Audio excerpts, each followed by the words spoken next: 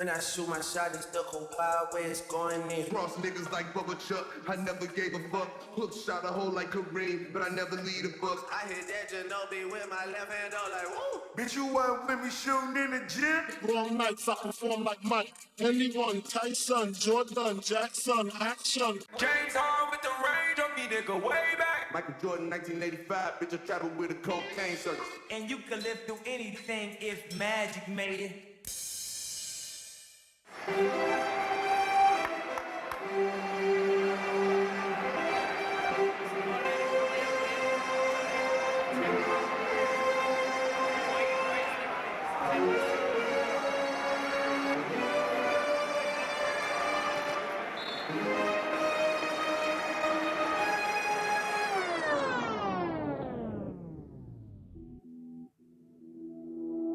What up, my fellow Knicks fans? This is your guy Marcellus Ease, and don't panic quite yet.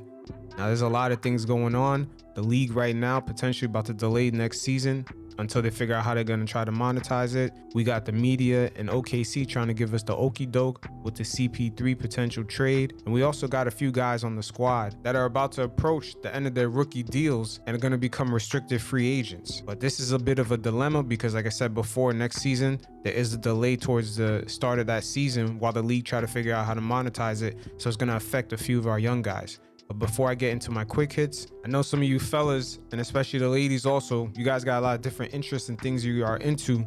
So if you check out the description below, I got weekly gems. There's books and magazines you could download straight into your phone. There's music playlists there, and just a bunch of interesting articles to keep you in the know and to filter out a lot of that bullshit that hangs around. Now, with all these CP3 rumors floating around, this kind of reminds me of when the judge approaches the boxers and tell them protect themselves at all times. And Knicks fans, we got to protect ourselves at all times because this is one of the biggest okie dokes that we're going to get right now. CP3's trade value is going to be at the highest it could get. And that's not really saying much because of his age, his injury history, and especially that large salary cap hit that he's going to cost a lot of teams.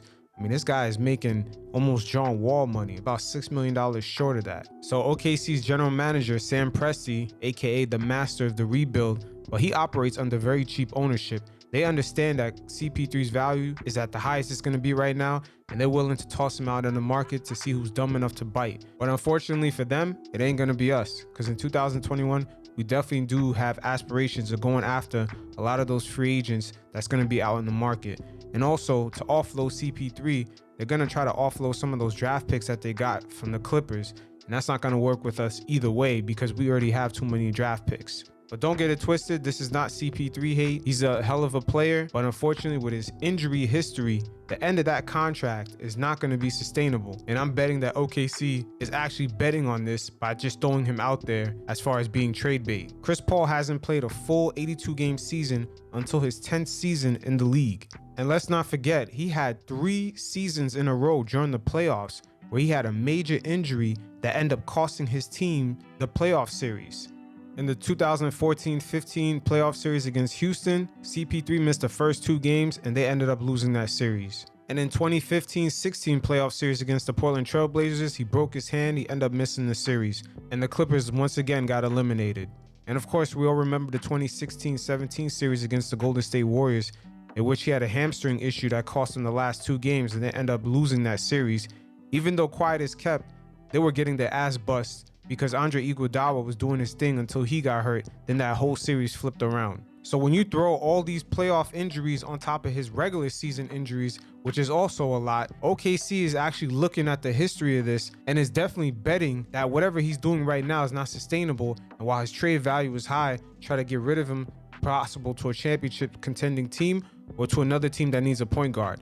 But for some odd reason, there's a lot of media pressure for the Knicks to do so, which I don't understand where that's coming from. I feel like under the old regime, under Steve Mills, he might have fell under that pressure and made that trade. But because the Knicks are under a new regime that's actually smarter and actually more hands-on, I believe our goals are already set, and 2021 is one of them, and we have to have that cap space freed up, not into an old point guard that has a long history of just injuries.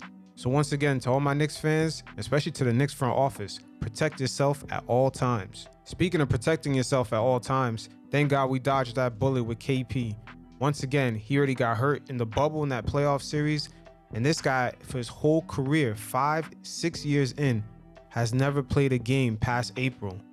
I mean, it took the bubble to happen in order for him to be in an NBA game after April, and it even lasts that long. And as we all seen in the playoff series, KP can't really hold down a team and kind of even be a number 2. It's pretty questionable at this point, because if he's not available, then how valuable could he really be? Or just thank God is no longer our issue and Mark Cuban took his gamble. At least he got his Larry Bird hope, and if the KP situation doesn't work out, it won't be as bad. Now, while the league tries to figure out how to monetize next season, it presents a bit of a dilemma for us with our young guys. Not only they've been sitting around for almost a year, with the rumors circulating that next season will start possibly even next to MLK Day, or even possibly till March. It presents a very interesting situation for guys that are at the end of their 4th year in their rookie scale deals, like Frank Ntilikina and Dennis Smith Jr., because next season was supposed to be their year to prove their worth. So when they hit the restricted free agency market, at least they can get an offer to match from the Knicks. Now with Mitchell Robinson, because he was a 2nd round pick, his contract falls under the mid-level exception. So the Knicks have until the start of next season to pick up his final year that's not guaranteed, or just don't give him another year and let him hit the market as a restricted free agent, opening up the possibility of signing a bunch of guys in the summer of 2021 and then being able to go over the cap and possibly matching an offer that Mitchell Robinson gets elsewhere. And the other route, which I believe is probably most unlikely, is us picking up his team option before the start of next season, thus extending him to 2022. But then after that, he's going to hit the market as an unrestricted free agent. But the real dilemma here is that a lot of these guys this year was very pivotal for them. For Mitchell Robinson, Frank Ntilikina, Dennis Smith Jr. It's very pivotal for them to show what they got so the Knicks can exercise the proper options that can be more lucrative for these guys. But if the season is going to start later and guys are going to have more time off and less experience, and possibly even a shortened season for next year, this is going to be a major issue when it comes to evaluating these guys. So to basically sum it up, we have a major free agency summer approaching, but within that same year, we have a few young guys that are trying to prove themselves to see if we're able to extend these guys further than their rookie deals. And this is all happening in a possible season, which it might get shortened because the league is trying to figure out how to monetize it, and a lot of different things are in flux because of the pandemic. This is why a second bubble would most likely make a lot of sense for a lot of the teams that didn't make the playoffs, because they tend to have younger guys, they need more experience, and right now teams can't really form their own bubble because A, is too expensive and there's no way for them to even monetize it. So they'll spend a ton of money, just like how you see the bubble now that we're watching the playoffs and this shortened season that they had. They would have to run the same type of system but not monetize it. They're just doing that just to practice, which makes no sense. So the league should organize some sort of bubble where it could be monetized, shown on TV like Summer League, and so younger guys can get a lot more practice, a lot more reps in. Now, speaking of younger guys, the 2021 free agency class goes way beyond just the major players that are going to be out there on the market. There's a lot of rookies that are approaching the end of their deals, and their prospective teams are also trying to sign guys out of that 2021 summer free agency class. So some of the younger guys may end up hitting the market also, like Bam Adebayo in Miami. Pat Riley might not end up giving him an extension over trying to chase Giannis or some other major player in the same caliber. OG Anunoby out of Toronto, he's going to be eligible. He could hit the market as a restricted free agent if Toronto decides to go after other guys that summer. Kyle Kuzma on the Lakers, Lonzo Ball, Markelle Fultz, Jonathan Isaac. Jonathan Isaac, I believe he's out of New York City also. The only issue with him is that this past season he had 2 major injuries, but he's a hell of a defensive player. So he could possibly end up hitting the market because Orlando might be a little bit shaky about giving him a contract renewal. Jarrett Allen out of Brooklyn, John Collins out of Atlanta. Maybe the Atlanta Hawks might end up trying to satisfy Trae Young and go after bigger names and let their rookies fall to the wayside and not give them any extension.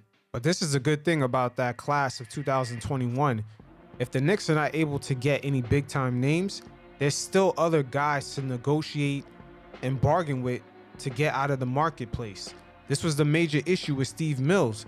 It was like not only we couldn't get the A guys, we couldn't get the B or B- guys. So that was a major issue and a major kind of red flag that Steve Mills' negotiating skills wasn't really up to par.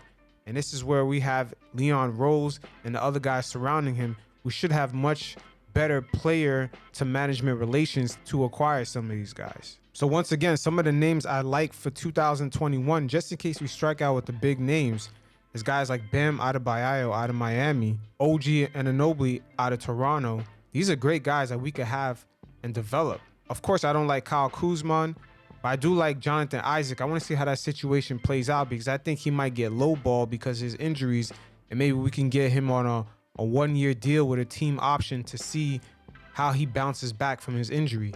So there's still going to be plenty of opportunity outside of the top guys that are going to hit that free agency class. And this is where, once again, having good management is going to really kick in. Guys with good negotiation skills, guys with more personal skills with players. Also, Jarrett Allen out of Brooklyn. Maybe he might get sick of Kyrie and Kevin Durant because there is a rift in that locker room between the veteran, more polished guys and the younger guys. Guys like Jarrett Allen, Karis LeVert, and Spencer Dinwiddie. Now, as far as this offseason, the offseason for 2020, there's only two guys really that are high-profile rookies that are not going to get extensions off rip from their teams, and that's Harry Giles out of Sacramento. That's because there's a lot of mismanagement over there, especially from Vlade Divac. The fact that they gave Buddy Hield a contract, they got to give Bagley a contract, they still got to give De'Aaron Fox a contract. You know, they're tied up with Harrison Barnes. It's kind of mismanagement that they're going to end up losing one of their rookies, Harry Giles, who has major injury issues, but he also has a lot of upside. But they're going to eventually lose him for nothing in the free agency market because they mismanaged their money once again. But he's going to hit the market. It'll be interesting to see if he could possibly get a 1-and-1 deal where we, 1 year with a team option. Maybe that's something where we can go for. And also Josh Jackson, former 4th overall pick by the Phoenix Suns. Of course, he's been up and down, very athletic guy, but I'm not too keen on him. But these are the types of opportunities that do come up, and they'll be more frequent in 2021. But once again, Josh Jackson, I'm not too big on him, even though he's a high-profile rookie. He needs to go to some place like San Antonio where they're going to strip him of his personality and just make him a basketball robot, because he has way too much athleticism, but just not enough basics. It's very strange the way his player archetype is. But it is what it is. They moved up the draft date, by the way, to November 18th. I mean, I'm telling you right now, the league next season is just a lot of question marks. I mean, the main issue is the smaller market teams. They need the fans to be in the stands because they really benefit from that revenue sharing program, because they really can't afford to just pay players without fans.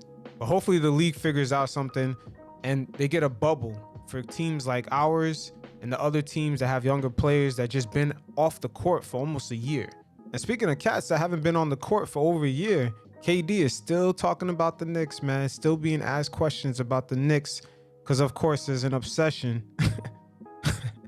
There's an obsession with who the media really loves, and they want that fan base. They want the clicks. They want everything. But it always amazes me why KD gets asked about the Knicks. Why didn't you go to the Knicks? The real question should be, why did you leave Golden State? Why was Brooklyn even a choice over Golden State? We're talking about San Francisco right now has the hub of just a money-making machine in the world. I mean, eventually Silicon Valley, they're going to be the new Wall Street.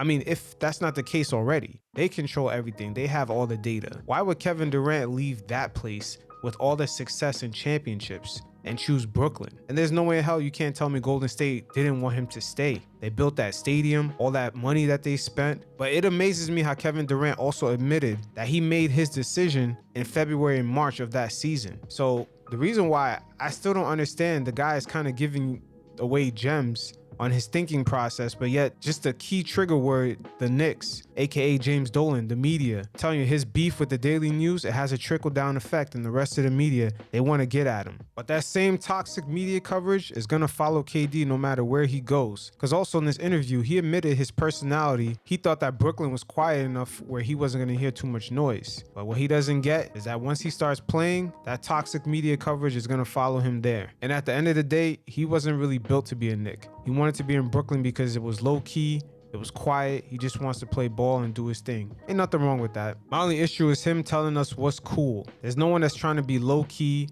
and quiet that's going to tell a whole city, especially New York City, what's cool. I mean, PG County, where KD is from, out in Maryland, there's a lot of dope shit coming out of there, but no one from there has ever told people from New York City what's cool. It is what it is. You guys check it out. No, I never planned on going to the Knicks. Like, that was just the media putting that out there, especially once I decided to take that. I didn't sign a 3-year deal that previous summer. So once I signed that, was it a 2-year, 1+1, just the noise got louder around me just going to the Knicks for some reason. Knicks need a savior. You know how that goes. Every time a big free agent is up, the Knicks are going to get him. So it just took off. And then once, the media infiltrated our locker room with that Draymond situation, they just ran with they ran with the rumors even more, and it just got so loud every single day. And I mean, if players hear it and they go on Hoop Type every day and hear rumors every day, they gonna start to believe it. So I think the media just hyped it up and want to just create drama around our team so much and around me that they made up this Knicks thing. So around February, as I was thinking, I didn't want to be the savior of the Knicks or New York. I didn't care about being a king of New York. Like, that never really moved me. I didn't care about being on Broadway. Like, that shit, I just want to play ball and go to the crib and chill, So I felt like that's what Brooklyn embodied, and I wanted to live in New York, you know what I'm saying? So I felt like Brooklyn was everything that I'm about. Chill, on the low, all black, everything. We quiet, just focus on basketball. There's no show when you come to our games, no Madison Square Mecca, all of that shit. Like, we just gonna hoop and build something new over in Brooklyn. So I felt that way around February, leading up into March, and then once free agency hit, it was time. That rumor it just took off. It was about 6 or 7 months of Knicks rumors, so it's like, it's hard to walk it back. You know what I'm saying? We even writing articles about us about it, buying a new building in New York, renting out a new building for our offices. That was a story. Me selling a house that I moved out of in San Francisco was getting sold. I moved out of a year before. That was a story. How I was going to New York. So everything I was doing was a fucking story, and it was just like, everybody in the world was like, damn, Kate, I thought you was going to be a Knick, man. You didn't want to go to the Knicks? I'm talking about random people. I'm like, yeah, y'all just listening to the media, man. So the media is so powerful, especially in San Francisco. And they were the worst at it in the Bay. They couldn't stop. They were obsessed with me and my free agency and me going to the Knicks. Yeah, the reason why they were obsessed with KD going to the Knicks is that they couldn't believe he would choose James Dolan over Golden State and all the success in Silicon Valley and everything that they had. So they were trying to shame him of his potential decision, which the same tactic we see today is done through social media, through various topics. They try to shame people perhaps for their opinions, which is only an opinion or a decision that they make. They try to shame them. It's the same way they tell us, oh, the Knicks are trash. The Knicks are this, that, and third. James Dolan is a garbage owner. It becomes extra offensive when the media sees that the Knicks are one of the most valued franchises in all of sports. It kind of reminds them that they don't have the power that they once did to influence the people. You see the same scenario play out through our politics today, and it confuses them how one man or one woman could continue to become more and more successful, even though the media as a whole ridicules them. This is one of the hurdles that the Knicks have to overcome in order to be successful, because we have such a machine driving so much negativity on us. It is what it is. Like I said, Knicks fans, protect yourself at all times. You guys stay safe. Peace.